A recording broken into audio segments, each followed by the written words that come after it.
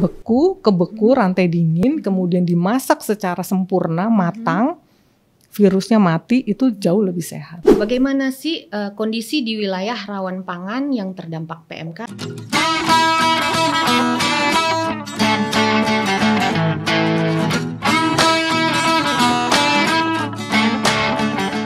Halo sahabat Tangguh, selamat siang, selamat berjumpa lagi dalam acara kita Dusun PMK, yaitu duduk santai untuk ngobrolin PMK, yaitu penyakit mulut dan kuku.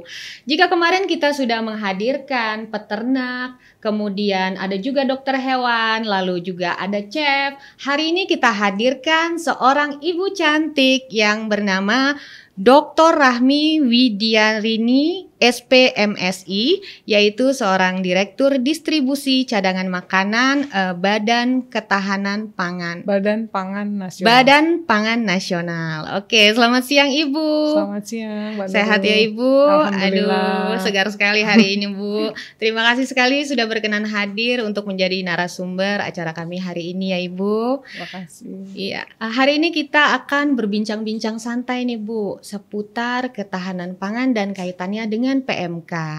Jadi sebelum kita mulai masuk ke sesi PMK-nya nih Bu, saya mau tanya-tanya dulu tentang ketahanan pangan nih Bu.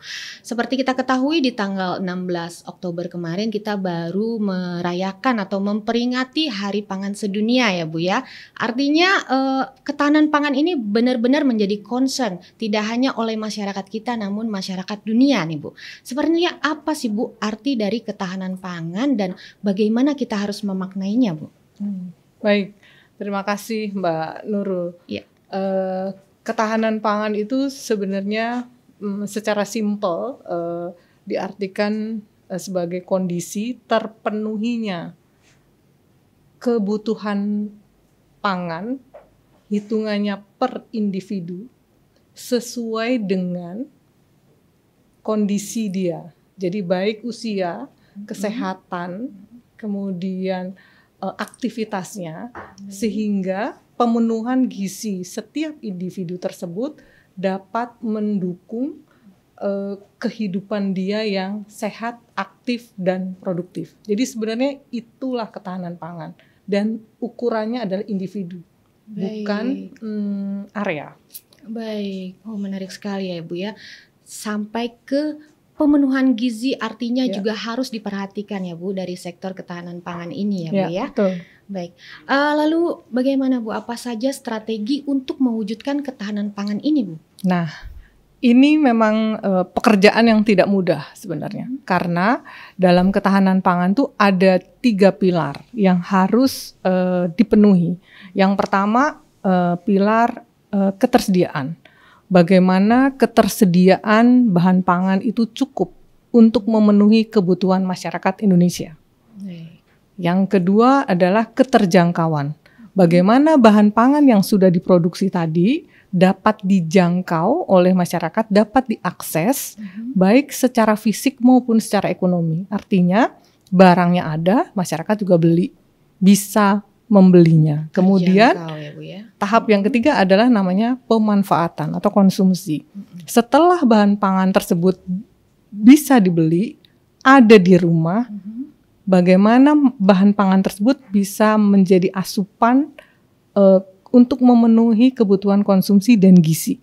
Iya. Nah itu perjuangan tersendiri karena belum tentu bahan makanan yang tersedia tersebut dikonsumsi sesuai dengan kebutuhan gizi per individu tersebut. Jadi memang kita harus menjaga hulu sampai hilir, dari produksi sampai ke konsumsi, sampai bahan makanan itu dikonsumsi, itu baru kita dapat memastikan ketahanan pangan tersebut dapat dilaksanakan dan terwujud dengan baik.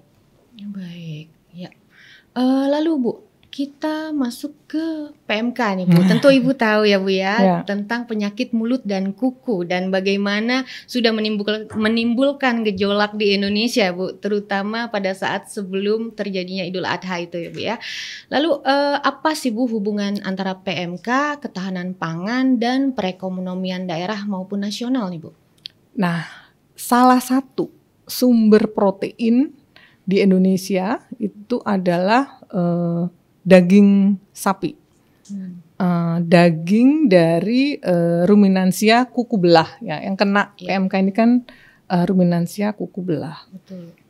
Yang kemarin kena PMK banyak itu sapi. Itu adalah salah satu sumber protein. Untuk wilayah-wilayah sentra produksi sapi, kejadian PMK tadi tentu menghantam para peternak. Karena sebagian ternaknya mati, tidak bisa menghasilkan, padahal itu tabungan para peternak. Secara ekonomi daerah pasti juga terkena ya, karena dia menjadi aset wilayah gitu, diperdagangkan. Secara individu petani itu pasti jauh lebih berat. Dalam kalau kita tarik ke pemenuhan konsumsi terkait dengan protein, sebenarnya sumber protein untuk individu, untuk masyarakat tidak hanya dari satu sumber saja gitu. Jadi daging itu maksudnya protein yang dari hewani itu tidak hanya dari sapi, gitu. Kuku belah pun kan tidak hanya sapi gitu ya. Masih ada daging kambing gitu kan. Kemudian kita masih punya ikan, kita masih punya ayam gitu ya. Kita masih punya kerbau, masih punya kelinci misalnya gitu. Jadi artinya sumber protein hewani tidak hanya dari sapi. Sehingga masyarakat punya pilihan untuk mengkonsumsi sumber protein dari hewan itu yang lain. Gitu. Ikan masih banyak, telur masih ada, ayam masih ada. Itu dari sisi konsumsi. Sehingga kalau kita perhatikan riwayat yang kemarin terjadi PMK, dari sisi harga daging sapi sebenarnya tidak terlalu terjadi fluktuasi yang hebat gitu kan. Karena terjadi switching tadi. Masyarakat juga punya kecerdasan tersendiri atau pilihan supaya tetap terpenuhi konsumsi proteinnya dan tidak terlalu tergantung pada satu jenis sumber protein. Tapi sekali lagi kejadian PMK tadi sama-sama menjadi peringatan kita bahwa pengelolaan hulu sampai hilir terutama untuk sumber protein hewani ini benar-benar harus dikelola dengan baik. Ya, baik, menarik sekali ya Ibu. Memang banyak sekali pilihan bagi masyarakat kita. Namun selain pilihan tersebut juga ini pasti nanti tergantung lagi dari selera masyarakat ya Bu ya. Kebanyakan dari masyarakat kita ini masih menyukai daging sapi tentunya ya Bu ya. Baik, untuk pertanyaan selanjutnya Ibu, bagaimana sih kondisi di wilayah rawan pangan yang terdampak PMK dan apa upaya pemerintah untuk menanggulanginya Ibu? Nah, ini menarik Mbak, karena data menunjukkan bahwa masih ada 74 kabupaten kota yang masuk kategori rentan rawan pangan. Jadi dia belum menjadi rawan pangan, tapi dia rentan rawan pangan. Jadi Badan Pangan Nasional mengupdate data namanya peta FSVA, Food Security and Vulnerability Atlas. Jadi kita mengupdate situasi tingkat ketahanan pangan sampai level desa. Saat ini ada 74 kabupaten kota.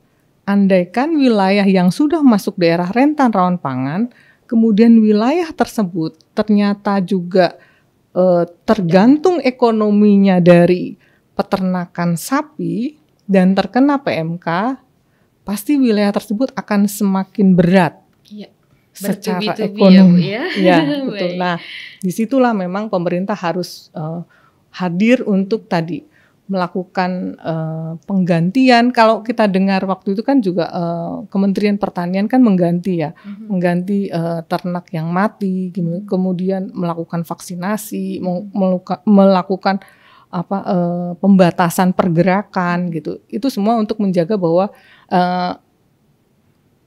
memastikan sebenarnya ternak-ternak yang sakit itu tidak lewat area, tidak pindah, tidak bergerak keluar gitu, sehingga sebaran virus itu tidak meluas gitu. Rupanya juga dari seluruh sektor juga harus turut berkolaborasi ya Bu ya dalam menangani wabah ini terkait dengan ketahanan pangan itu sendiri ya Bu ya. Baik, lalu bagaimana Bu kondisi pangan nasional dengan adanya wabah PMK ini Bu? So far tadi kalau kita perhatikan karena kita tidak hanya tergantung pada satu sumber untuk protein hewani, tingkat ketahanan pangan Indonesia tuh masih kuat gitu. Dan kalau kita perhatikan sebenarnya masyarakat yang mengkonsumsi daging sapi itu mungkin 10% dari total penduduk. Lebih banyak mereka mengkonsumsi sumber protein dari ikan, telur, kemudian daging ayam gitu. Jadi ya begitu terjadi PMK dilokalisir, dibatasi pergerakannya, tenang dulu, kemudian sementara masih digantikan yang lain. Sekarang semakin terkendali, pulih kembali ya berjalan seperti biasa gitu. Jadi syukurlah kalau begitu ya Bu ya. Ya itu karena tadi kerja lintas sektor ya. Iya, lintas sektor yang turut aktif ya Bu ya. Ya baik. Lalu kita akan putar sebuah video dulu nih Bu, karena kemarin waktu ada kunjungan ke Pontianak, kami sempat mendapatkan opini tentang penurunan hasil produksi susu di daerah Pontianak itu Bu. Mari kita saksikan di sini. Stok daging yaitu daging sapi, daging kambing dan juga termasuk daging babi.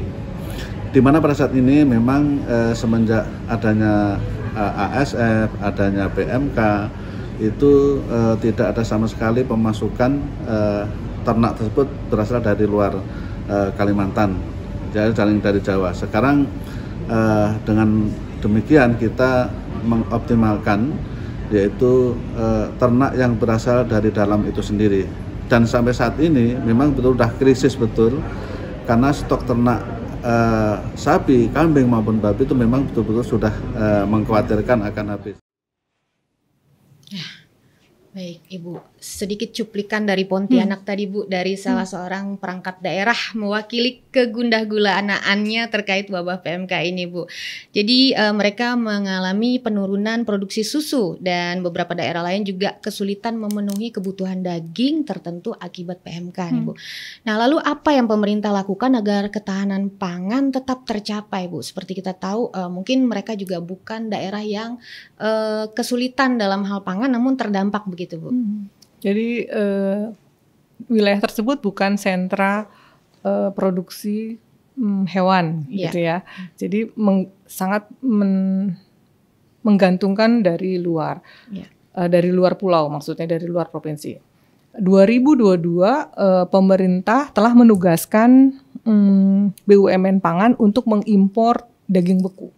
Oh baik. Jadi daging beku yang ditugaskan ke Bulog ada 100.000 di tahap 1 sudah masuk semua. Kemudian di berdikari itu daging sapi dari Brazil. Kalau tadi daging kerbau dari India didatangkan untuk menambah pasokan daging di Indonesia. Proses untuk masuk ke Indonesia dari feedlotter atau dari peternak di negara asal itu sudah melalui proses yang panjang untuk memastikan daging yang masuk ke Indonesia bebas PMK. Itu adalah salah satu upaya untuk meningkatkan ketersediaan daging. Makanya kalau kita perhatikan di 2022 ini bahkan di Lebaran kemarin itu tidak terjadi gejolak harga daging karena timing datangnya daging beku itu juga pas. Kemudian sekarang juga menjelang Nataru nih, Natal dan Tahun Baru, pemerintah sudah menugaskan kembali Bulog dan Berdikari untuk impor daging beku, sama daging beku. Nah, daging beku inilah yang bisa menstabilkan ketersediaan daging di pasaran. Gitu. Nah, jadi tidak perlu bawa bakalannya gitu kan, yang bisa kita nggak tahu ya. Nah, virus itu mungkin terbawa di badannya atau di kotorannya gitu ya. Saya kan tidak paham itu. Tapi yang kita harus pahami bersama adalah bahwa ketika daging itu beku, maka dia jauh lebih aman, karena kalaupun misalnya ada virus yang pada saat jalan dia terkontaminasi, itu virusnya dorman. Beku, memastikan beku itu jauh lebih aman dibandingkan diperdagangkan dalam bentuk segar. Nah, kebeku rantai dingin, kemudian dimasak secara sempurna, matang, virusnya mati, itu jauh lebih sehat. Baik, Ibu. Nah, itu yang dilakukan oleh pemerintah untuk menstabilkan ketersediaan daging untuk masyarakat. Luar biasa antisipasinya ini, Bu. Ya. Namun berarti memang setelah itu kita harus ada treatment khusus untuk pengolahan dagingnya itu tadi ya, Bu ya. Harus agar matang. Tidak tersebar lagi virus yang dorman itu tadi. Betul. Ya. Baik, Ibu, ada satu pertanyaan, kalau dari distribusi dan cadangan makanan sendiri, apakah ada dampak yang terasa memberatkan atau tidak biasa sejak PMK ini, Bu? Prosedurnya memang harus lebih diperketat ya. Kita pernah waktu itu mendatangkan ternak dari Parepare ke Jawa, Mbak. Pada saat PMK, karena daerah sana kan masih clean ya. Itu memang ada prosedurnya, ada di sana sudah dipastikan oleh dokter hewan gitu, dibawa dengan tol laut ke Jawa untuk dipotong, kemudian ditaruh di wilayah yang memang hanya di situ gitu, di Jati 7. Kemudian pada saat, kalau masih ingat Mbak Nurul, pada saat kurban Hari Raya Idul Kurban itu, kita kan mengkampanyekan, menyampaikan kepada masyarakat, ayo korban online, supaya si ternak itu nggak kemana-mana gitu kan.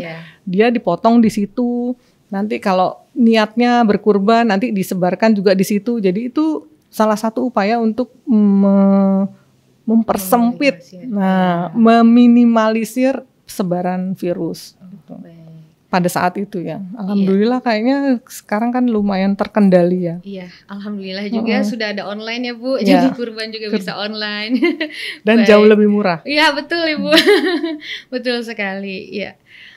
Lalu sebagai masyarakat umum nih, Bu, partisipasi apa, Bu, yang dapat dilakukan untuk mewujudkan ketahanan pangan di Indonesia? Karena mungkin pemirsa kita di sini juga bukan semuanya yang memahami betul apa itu PMK, apa itu ketahanan pangan, namun mereka ingin turut berpartisipasi dalam mewujudkan ketahanan pangan dan menanggulangi PMK ini. Yang pertama, kalau terkait dengan PMK, memastikan yang kita makan, kalau kita konsumen ya, yang kita beli itu adalah daging yang sehat. Kalau dari pelaku penjual gitu ya, itu juga harus memastikan sapi yang dipotong itu adalah sapi yang sehat, sehingga sapi tersebut bisa dikonsumsi dengan juga sehat gitu, sehingga memastikan dipotong di rumah potong hewan. Jadi lebih aman seperti itu, mendapatkan daging dari rumah potong hewan daripada motong di luar gitu. Karena di rumah potong hewan tentu sudah difasilitasi kan dengan dokter hewan, misalnya dia udah tahu nih, oh ini sakit, ini sehat gitu. Itu yang pertama. Kemudian yang kedua, untuk konsumen, biasakan masak daging yang matang. Jadi kalau bikin steak itu sekarang well done aja dulu. Medium rare-nya entar aja. Kalau sudah aman semua, jadi well done dulu. Bikin rendang aja deh gitu ya, dimatang. Kemudian yang ketiga adalah, karena ini terkait dengan ketahanan pangan secara nasional gitu, bahwa kita harus sama-sama mendukung bahwa sumber protein itu tidak hanya sapi.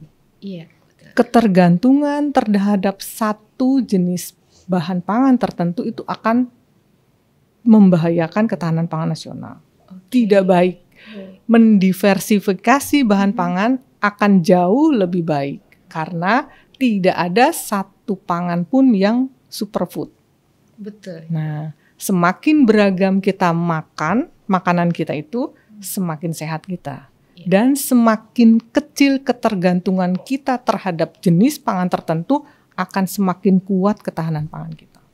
Baik, usahakan memvariasi makanan ya Ibu ya. Makan yang beragam. Kalau kita lihat isi piringku, maka lauk pauk yang untuk protein yang lauk pauk yang hewani itu hanya 1/6 dari piring. 1/6 ya Bu. Jadi 1/3 sumber karbo, 1/3 sayur, 1/6 lauk, 1/6 lagi buah. Wah, luar biasa Ibu. Pemirsa ini sahabat tangguh juga harus tahu nih resep dari Ibu Dr. Rahmi. Baik, ada pertanyaan tambahan Ibu. Bagaimana kolaborasi atau kerjasama pentahelix nih Bu antara Badan Pangan Nasional beserta kementerian atau lembaga lain dalam penanggulangan PMK Bu? Jelas harus bareng-bareng Mbak, karena Badan Pangan Nasional itu tidak bisa bekerja sendiri.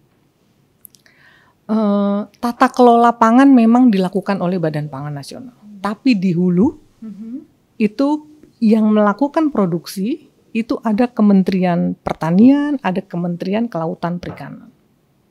Kemudian di hilir, di perdagangan, ada Kementerian Perdagangan, ada Kementerian Perindustrian.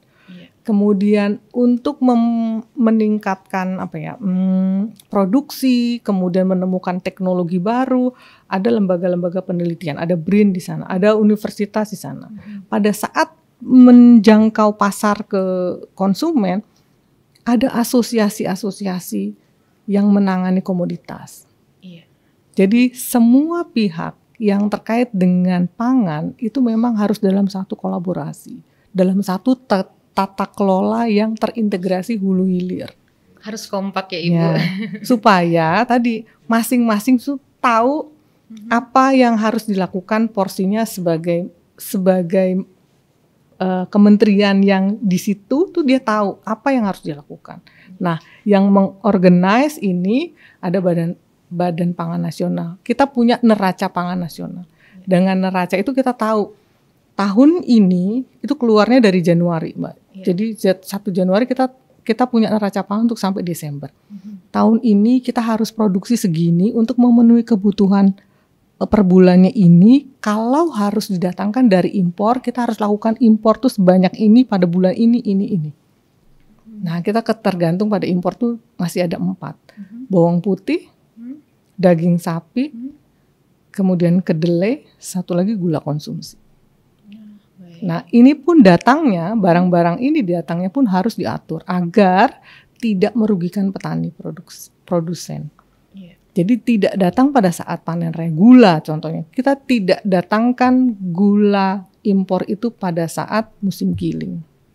Supaya harga petani tetap bagus. Gitu. Baik. Iya. Baik, untuk pertanyaan terakhir ini Bu. Apa pesan atau harapan terhadap penanggulangan PMK? Penanggulangan PMK harus dilakukan bersama-sama. Tidak hanya oleh peternak sendiri. Karena peternak sudah berusaha untuk merawat ternaknya. Gitu kan. Nah, dari sisi aparat, ya pemerintah daerah, itu juga memastikan bahwa prosedur untuk penanggulangan atau penanganan PMK itu dilakukan sesuai dengan protap yang sudah ditetapkan. Gitu. Kemudian dari sisi pelaku usaha juga harus mematuhi itu. Nah, dari sisi konsumen, para ibu-ibu kayak seperti kita ini juga harus mengikuti prosedur atau tata kelola yang sudah ditetapkan. Gak boleh maksa-maksa gitu. Artinya kalau memang kondisinya belum memungkinkan, gitu, belum memungkinkan untuk dipotong, misalnya masih sakit, ya harus dirawat, gitu, harus disembuhkan dulu. Dan yang terakhir memang perdagangan antar wilayah itu juga benar-benar ditaati peraturannya. Nah, kadang jalur lintas provinsi yang sudah di warning bahwa dari sini nggak boleh ke sini itu nggak boleh dilanggar lah gitu intinya. Karena itu untuk keamanan bersama Iya. dan keselamatan negara, karena tidak mudah, mungkin perlu puluhan tahun ya untuk kita bisa mengembalikan bahwa Indonesia itu bebas PMK. Ya, betul sekali Bu. Semoga segera terwujud Indonesia bebas PMK ya Ibu.